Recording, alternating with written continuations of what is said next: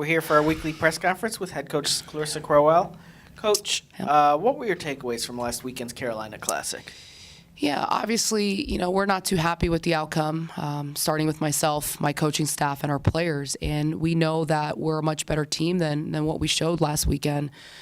And as far as the UNC game, that was a pretty significant game in this weekend's tournament.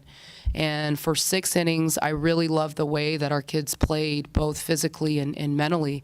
And unfortunately, we just weren't able to finish the game in the 7th inning. And I'm not making any excuses, but after that game, we had to come back and play Hampton, and as we talk to our kids all the time, it's about the team that shows up. And Hampton came out and they were ready to play. And I think just that UNC game was physically and emotionally demanding for our athletes. And as a coach, no matter how much you tell our kids, okay, let's bounce back, let's be ready to play Hampton, I honestly think they were just emotionally just kind of beat that second game against Hampton. So again, going back to the UNC game, I love the game plan that we had. I thought we had a great game plan. I thought we were well prepared. I thought our kids did a good job of executing. We just unfortunately couldn't finish.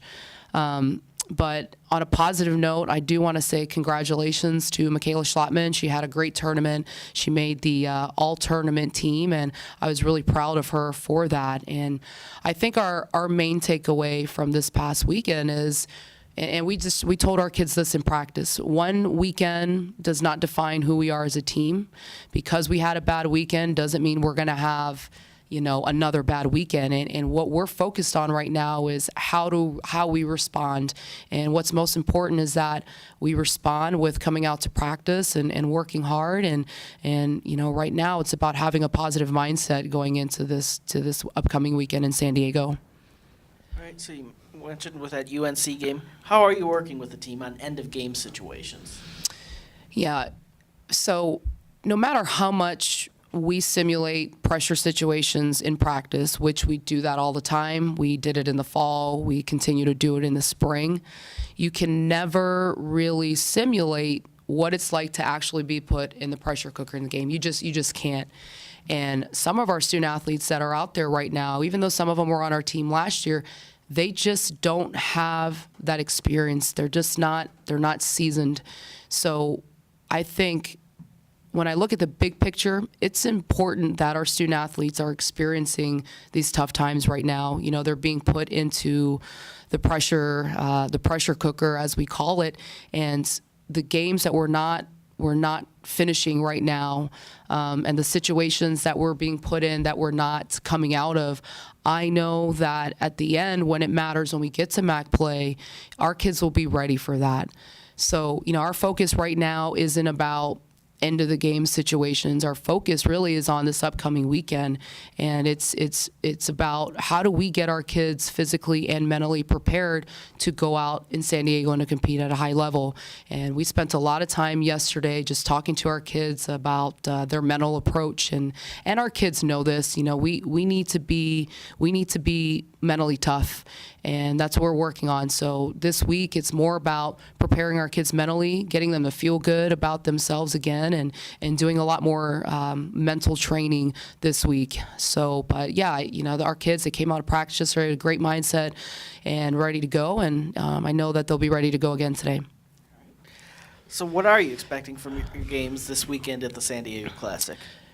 Well, when you look at our schedule, we have a pretty tough schedule. We're playing some great teams out there, starting with Oregon State and BYU, and then we'll be playing San Diego State, San Jose State, and Boston, and they're all good teams. But our message to our kids this week is it's not about what the other team is doing. It's not about it's just not about the other team this week. It's about us, and it's about us continuing to stay together, fight through adversity, and find ways to just go out there and compete. And our kids know that. So, we don't want them thinking about all the games that we have this weekend. What we want them to think about is how they're going to get better for this upcoming weekend from an individual standpoint, and how we're collectively as a group going to get better for this upcoming weekend. And then obviously you come right back and Yep. have the home opener against Eastern Kentucky doubleheader. So Right. how exciting is it for the team to finally be nearing that home opener? Yeah, it's definitely exciting. Obviously, anytime that you can come home and play in front of your crowd, it's an exciting time, especially that first home game. And we're very fortunate here to have just great support. So I know that our kids are looking forward to it. It's going to be a really quick turnaround. We're not scheduled to get back into Oxford until about 3:00 in the morning on Monday, and then obviously we have to play on Tuesday. But our kids, I know that our kids are going to come out. They're going to be excited and they're going to be ready to go on Tuesday as well. But right now, what we're focused on is just preparing ourselves for this upcoming weekend, and it's supposed to be some good weather out in San Diego. So we're excited and looking forward to bouncing back this week. Great. Thanks and good luck this weekend. Thank you.